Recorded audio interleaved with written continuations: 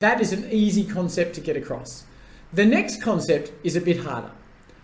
What can AI do that really we've never been able to do before?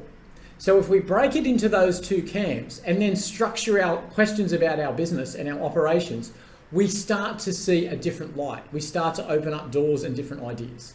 So in the video today, with the very recent release of Nano Banana, which is an imaging tool that is going to be another step forward in what we can do with images, and it backs up my argument that within 12 months, images, professional quality, everything that we see will be white noise. White noise, because we're going to be bombarded with this stuff. You will not know what is real and what is not real.